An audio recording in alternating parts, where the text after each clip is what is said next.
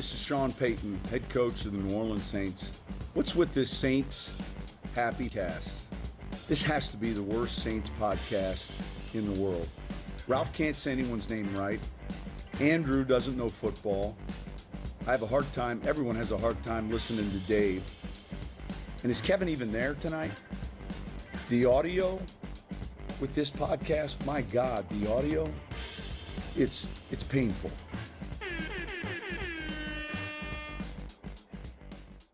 All right, everybody. That was the best $500 we've ever spent. Sean Payton dripping with disdain. Just amazing in every possible way. Kevin, I have bad news for you. The New Orleans Saints are never, ever going to trade down in your entire life. They didn't trade up. They took Cesar fucking Romero. Good news for Kevin. They took the Joker from the 1960s Batman, who is a center, who they could have got 10 picks later. They have an all-pro center, Andrew. Well, I mean, first and foremost, I think he's going to play guard, right? Well, either that or he'll play center and they'll move McCoy to guard. I mean, they'll figure that out, but yeah. How easy is that? How easy is what? To switch from center to guard. Right. Yeah, I mean, they're going to play the 5 best players on the offensive line, and if Ruiz is one, whether that's center or guard, they'll figure it out. But, you know, I think at the end of the day, we knew that they weren't thrilled with Warford. We know that they don't like Nick Easton that much. We know that Will Clapp can't really cut it. So, you know, the Saints have said all along, we're going to take the best guy. We feel good about our starters at every position. If it were me, I would have taken Patrick Queen here. You know, I'm not going to lie. That would have been my pick given what was available. Laviska Shenault potentially would have been of interest to me. They end up going with Cesar Ruiz, and, it'll be interesting to see. But interior line, I won't call it a need because I don't know that there's necessarily a need at any position. But they need to keep Drew Brees upright for the next year. Maybe even another year. That's the thing, Dave. So, here's the thing, guys. You know, I'm never going to be mad at a no-line pick. It's not sexy. The Saints are always going to know better than we are about their needs and these prospects. And at the end of the day, look, I'm not this wasn't my pick, so I know a lot of Saints fans are freaking out right now. But when you look at the Saints wanting to win this year, Drew Brees is your quarterback. He's 40 years old. And I'm just going to put this out there. The last 2 years when we've exited the playoffs, the last 2 playoff games the Saints have lost, we've walked out of it. Well, one of them was a no call, so we were complaining about the refs. But other than that, both games we left on this podcast talking about what the hell happened to the offensive line. How could they not step up and play better in this game? And so, that's right. When they pick an offensive lineman at 24, hard to blame them. Hey, I'll say this. Wait, I'll say this. You know, Payton's decision here, Loomis's decision, whatever. Payton, obviously a little out of the ballpark. It's probably because he was too busy this evening liking our tweets and not fucking paying attention to the draft board. Hey, it's true. I have an idea. He did like our tweet during about halfway through the first round. He liked our tweet. Here, I have an idea. Can I bet $500 on Larry Warford tweeting "It's been fun, Nola" in the next 30 minutes, and we'll make back the $500 we spent this morning getting Sean Payton to do the cameo. It'll be fun to see Larry Warford doing some tackle eligible this year. Here's the thing, I get that he's good, and the Saints clearly in their draft they know what they're doing, but the Saints, he was the first guard taken, so I mean there's room to argue they just took the best guard in the draft, right? But you can get the best guard in the draft 10 picks later. Like they didn't maximize the draft. Yeah. They didn't run it well. But they never do. They lock in on a player and they pick them, or they trade up to get them. Like that's what the Saints do. Yeah, I thought everything was setting up for them to trade up to get CeeDee Lamb, or because Judy went first, right? Yeah. Yeah. So Well, once Ruggs went was the first. Right. receiver. No, Because I Raiders mean gonna up rate those two because Ruggs went early, surprised everybody, and at that point it's like, okay, well then that means Judy and Lamb are going to fall, and I thought for sure once it was in the mid-teens, I thought for sure the Saints were going to trade up and go for one of those guys. Kevin, is it a moral victory that they didn't trade up? Yeah. Yeah. I mean, I tweeted that Not yet. once they were on the clock that it was that it was a moral victory. And I mean, there was even a part of me that thought, when it was taking so long for the pick to come in, part of me was kind of hoping, I wonder if somebody's trying to trade back into the first round and is maybe offering the Saints a couple of picks. I worked myself up, worked myself into it. To drop some wrestling terms, I worked myself into a shoot on that one. So Ralph, the Saints don't have a second round pick, right? No. I mean, what you're saying is they should have taken Queen or McKinney or whatever, and then traded up into the second round to get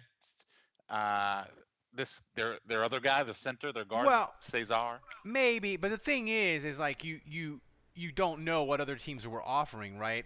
Like New England they traded with the Chargers and left the first round completely and got the Chargers' second round pick and their third round pick. Like that's not that great a haul to move back that far. So maybe like what the Saints were all like, maybe it was like teams were not offering that,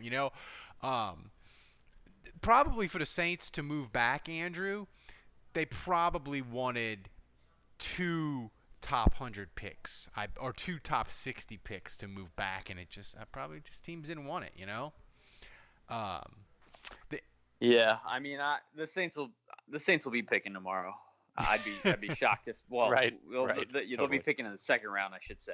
Since I guess the second and third round go tomorrow, but they'll find a way to wedge themselves in the second round. Again, Patrick Queen probably would have been my pick. I'm gonna spend a minute to enjoy the fact that they did not select Jordan Love. So I'm very enthused about that. I mean, Andrew, you knew they are physically incapable of drafting a player from LSU in the first round. Hard to argue, Dave. Hard to argue with that claim. Never gonna happen. As much as I was rooting for it, as much as I wanted it, I wanted to believe it into existence tonight. Clearly, it may never happen. When I'm watching the start of the draft, and Joe Burrow, he's going to Cincinnati, he's staying close to home in Ohio, and Chase Young, he's from Maryland, he's going to be right across, the Potomac Bay or whatever, close to home, and I'm like, yeah, the Saints never do that, never pick anybody that played in Baton Rouge ever.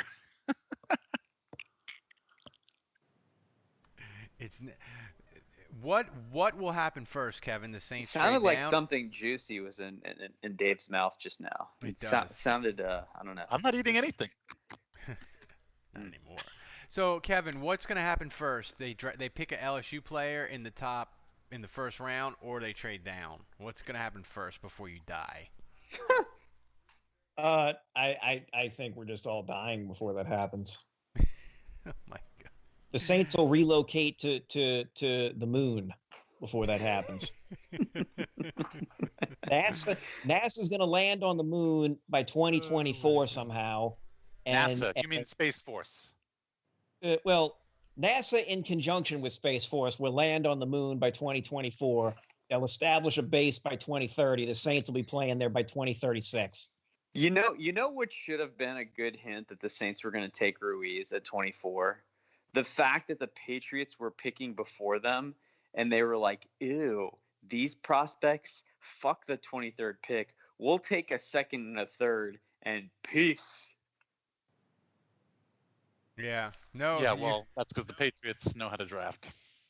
That's because the Patriots, like, man, every year, I say this almost every year. I might have said it every year, but every year I come on this damn podcast and I say, man, I like how the Patriots handle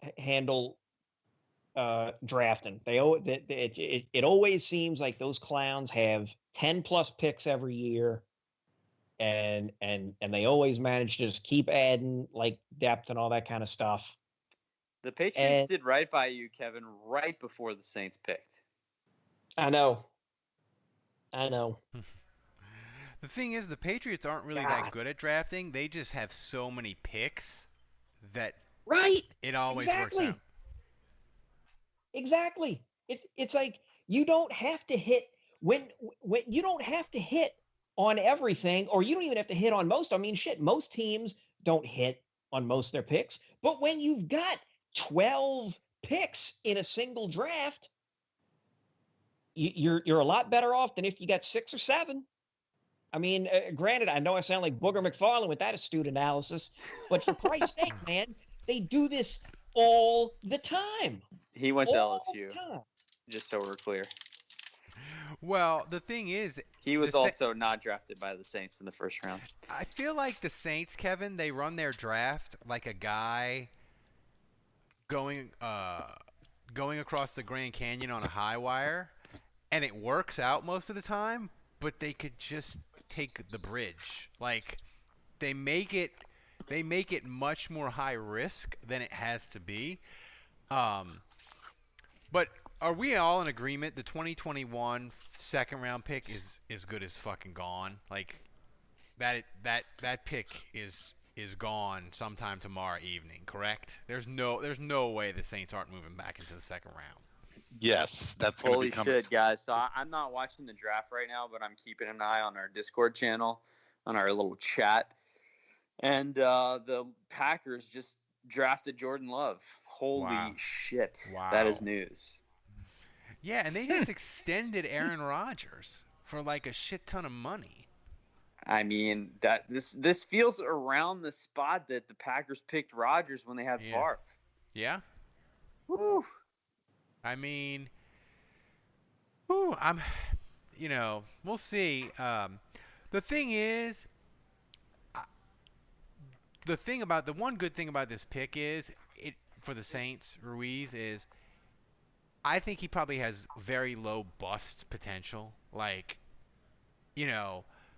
offensive linemen, the Saints have been pretty freaking good at picking them. I mean, you can argue, Pete, maybe they picked him too high, and he's a whipping boy for the fans, but he hasn't been a bust. He's been above average or whatever. I think this pick has low bust potential compared to, say, Queen or another pick that I think would have, or Love, you would have had much higher bust potential. This is like the safe choice on the menu. This is like he's very Saintsy. He looks like Jonathan Goodwin. Seriously, if you watch his tape, he's got the ass and mass. We know that's a requirement. If you're going to be an interior lineman for the Saints, you got to have ass and mass. He has that. And if you watch his tape, a lot of it is pulls from the center position on screen plays, and he's blowing out a linebacker. He moves pretty well. Saints love doing that stuff. I mean, he looks. You watch his tape, and he's Saintsy. He's Saintsy. Yeah, but wait. That's all I can say is it's a very Saintsy player. Weren't we talking weren't we or like Saints Twitter at large trying to talk ourselves into Andrus Pete? Weren't we talking ourselves into Cedric Ellis like several years ago? Like I don't know. Well, I mean, the thing is, it's not that I we were talking ourselves in the Lattimore and Ramchick too, Kevin. I don't hate the pick. I'm just very much. It's not sexy. It's blah. Yeah. It's a blah pick. It's not a wide receiver. It's not. You can't picture in your mind somebody streaking down the field, catching a pass, and scoring 11 touchdowns. But Well, it's, I'm what though? I'm with Ralph. The If Saints. if Armstead goes down, or Andres Pete breaks his hand again, or Warford is garbage next season, you're gonna be glad the Saints picked this guy. Yeah. Do you think? Let's not forget. Just a year ago, McCoy was drafted an interior lineman, a center guard, and let's remember how he looked through 16 games last year. So when it comes to interior linemen, let's not forget these are the same guys that drafted Jari Evans, Carl Nix. So. Well, that's what I was going to say. I agree with Ralph. I mean, they rarely, to be honest with you, when it comes to their offensive line picks, even especially in the first round, they rarely miss on these. You're talking about Ramczyk, even recently, Ramczyk, Andres Pete. I mean, I know people don't love Andres Pete, but I mean, he's been good. He's been decent, and they just Charles Brown from way back when was good. Oh, yeah. The end was not so good. Oh, Charles Brown. Oh, no, the well, old Charles turnstile. Brown. Jamal I've Brown seen was... enough. I've seen enough.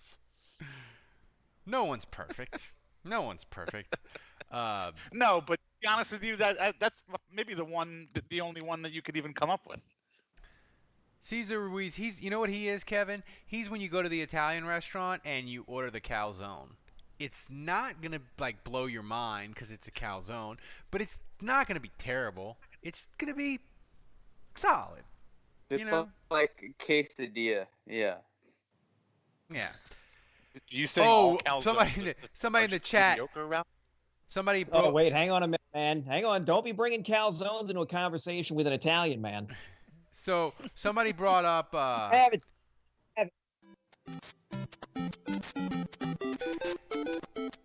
Somebody brought up Rick Leonard as a bad offensive line pick. Yeah. What round was he in? He was in the 4th, and he was yeah.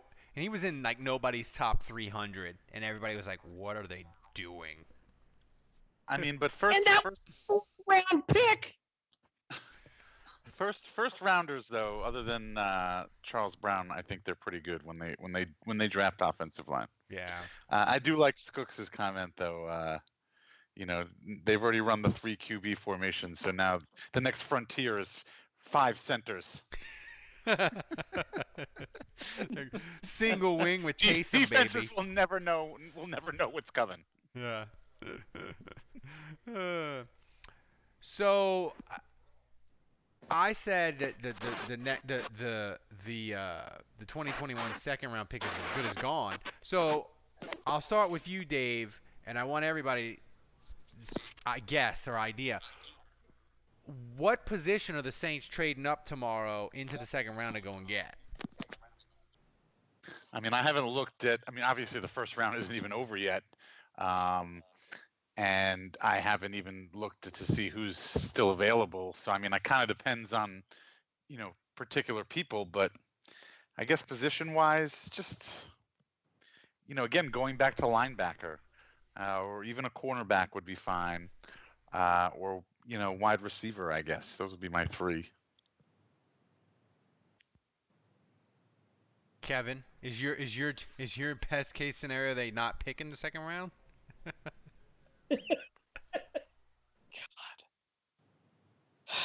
God. What sucks with this is that it's such so. Is that with a pick like this, it's almost like they have to now try and trade back into the second round to try and get. What, a playmaker? They have to have a playmaker. They don't have enough playmakers. They're gonna need a linebacker. They're gonna need somebody else to catch. They're gonna need somebody else up in the secondary. But I don't know. Andrew, who in the best available list do you look at and you're like, oh, he fits the Saints profile? Because we know there's going to be somebody that's going to be at pick 58 that's going to be 31 on the Saints board, and they're going to make the move and they're going to get him. Like it's gonna happen. Well, yeah, I am surprised. I'm surprised that Grant Delpit. I don't know that he's necessarily a guy the Saints would want or that they need a safety right now. But the fact that Grant Delpit is still out there is a little surprising to me. And again, that's an LSU player, so who knows? I mean, Patrick Queen is still out there, and he's getting closer and closer to not being selected in the first round. So.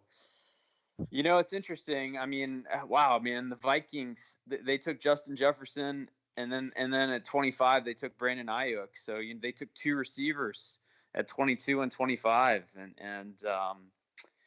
so that's the flip side of locking in on a position. When you have two first round picks, to see the Vikings dump that all into one position group. Then they just traded Diggs. That's a strange offseason. For that team. So, hopefully one of those guys works out for them. Otherwise, losing Diggs is going to feel really bad. And, I don't know, man. It's just, I've seen so many bad picks. The Falcons needing a corner so desperately, missing out, trading out for CJ Henderson, trading up for him, taking AJ Terrell because they felt like they had to. The Raiders taking a corner that was way lower on the board. So, as much as we want to be unhappy and trash the Saints, some of these picks were borderline irresponsible.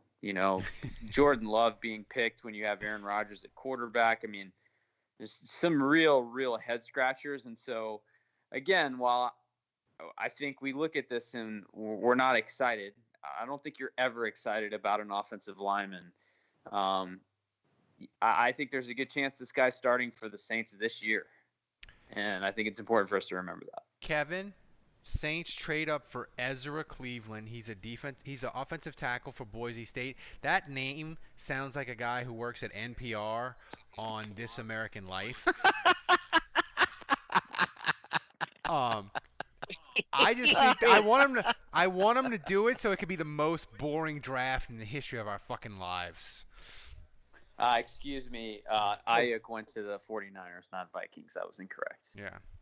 Thank you.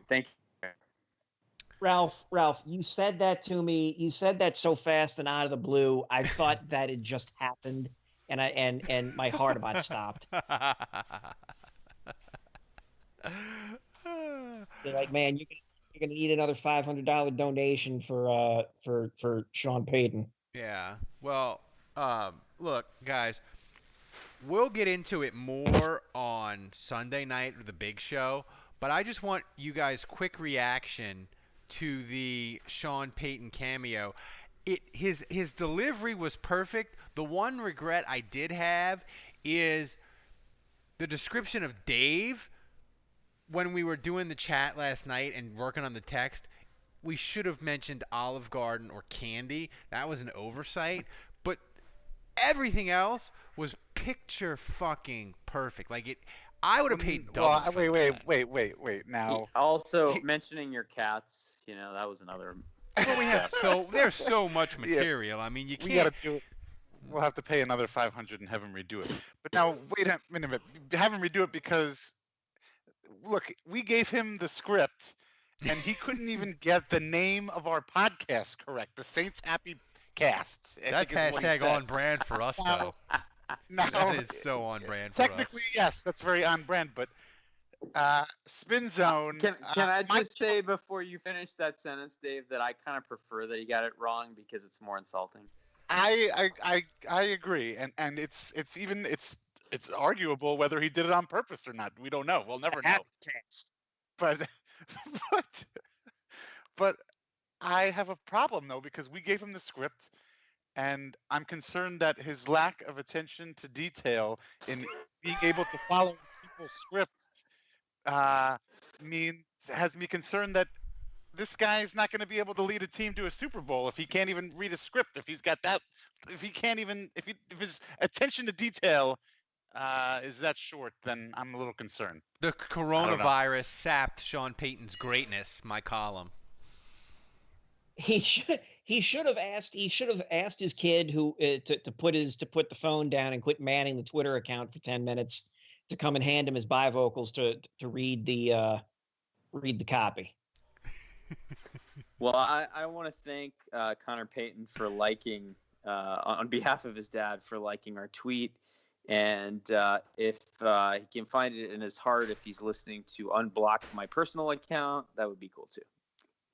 Yeah. I mean, and look, if he would like to, if they'd like to, maybe do another one, like maybe we could get Sean Payton's magician brother to do one, a special one where he pulls extra draft picks out of a top hat.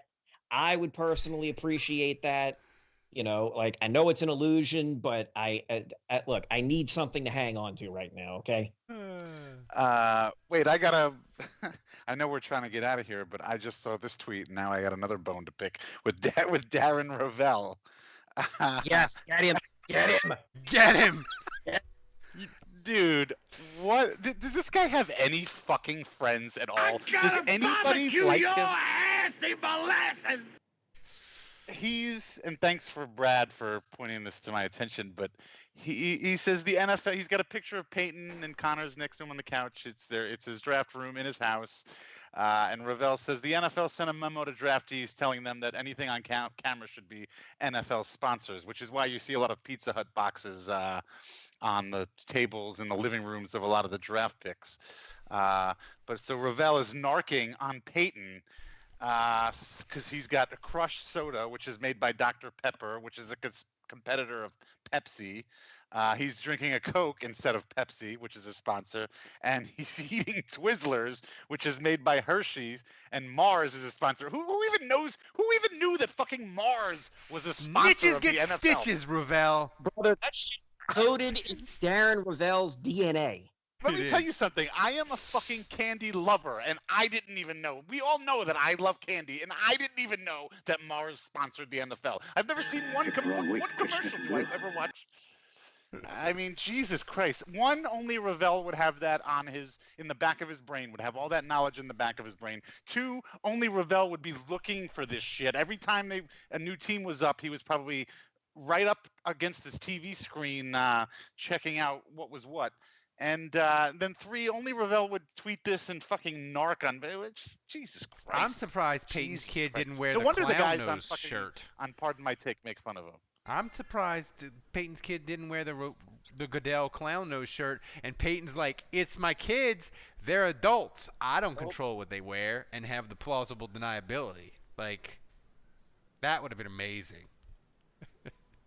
And oh, by the way, Goodell makes $40 million a year, Kevin, and his basement looks like your mama's house.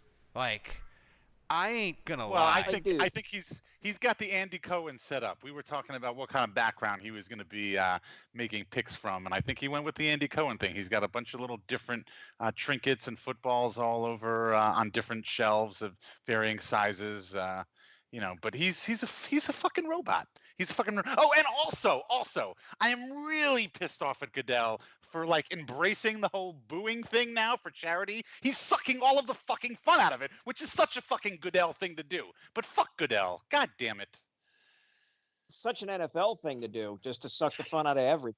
And then it's okay. Okay, you first of all, you get paid $40 million a year.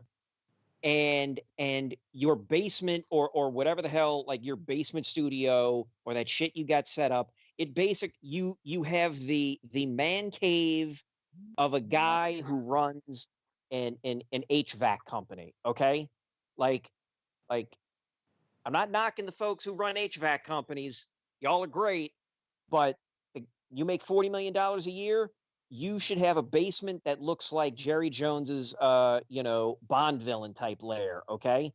And then while I'm picking nits, they keep cutting all these GMs and head coaches and even some of the players, like most of the players, but I'm more embarrassed by the coaches and the GMs. They cut to their offices.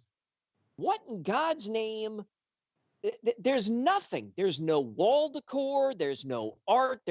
I think I saw 2 or 3 picture frames total out of the number of coaches and stuff that I saw. Like, yeah, you got the kids sitting on the lap. Whoopty shit.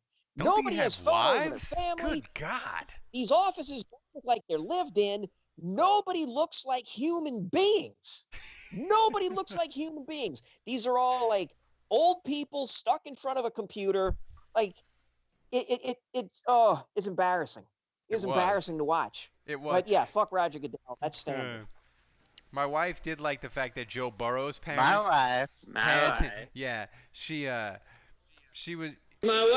she was very excited that the Burrows had the recliner with the covering over it that you put over a recliner when your cats destroy the fucking recliner and it looks like a bomb went off on it and you hope that no one notices. We noticed Burrows. They clearly have at least 2 cats in that house. At least. And speaking of Burrows, here's further evidence that Twitter was a tremendous mistake. I'm scrolling Twitter earlier, and somebody makes like a joke about the fact that Joe Burrow's mom's pants seem to be high waters. Okay, yeah, it's cute, whatever, ha ha ha. But some clown. Oh, okay. Well, some clown calls in like. At first, I thought it was a joke, but then I checked the guy's account and bio, and I was like, oh, no, this guy was serious. Calls out Joe Burrows and his mom for not putting their hands over their chests during the national anthem. That was a legit thing. It was. Saw it on Twitter. I saw it. Some lunatic after that, and then had a bunch of clown, goofballs in response saying, oh, he can just leave America if he feels that way. It's like, Jesus Christ, He wasn't sitting and eating a plate of nachos. He was standing up, being respectful. Like, it wasn't like, if he would have been like pounding beers or wings during the anthem, I'd have been like, maybe, but it was fine. All right, guys, look, we got to get out of here. The Ravens just took Patrick Queen. Yeah. Go Tigers. Yeah. We shouldn't even be recording this. The Saints might trade up back into the first round. We shouldn't even stop. Listen, never we'll be back. We'll be back on tomorrow when the Saints trade back into the second round. We'll recap that, and then we'll recap their pick on Saturday, maybe, depending on, like we have anything to do, but I may be drunk. Hey, last comment, parting thought. Just remember the Vikings playoff game the Saints just lost, and remember their interior offensive line collapsing into itself as Danielle Hunter and Everson Griffin were moved inside, and we could do nothing to block them. Yeah. Fair point. So, all right, everybody. Thanks for joining us in the live stream. Thanks for joining us on the Discord chat. Join me tomorrow, 6:05. Me and Paulson will be social distancing, and he'll be insulting me from his house. So if you wake up early, I gotta watch that. if you wake up early, do that. I'll be on WWL. It's been an amazing day. We had Sean Payton insult us. It only cost us $500 or 5 cents per video view on Twitter. So for Kevin, on for the Dave, morning of draft day. for Andrew, Dave, and Kevin, until tomorrow, the bar is closed.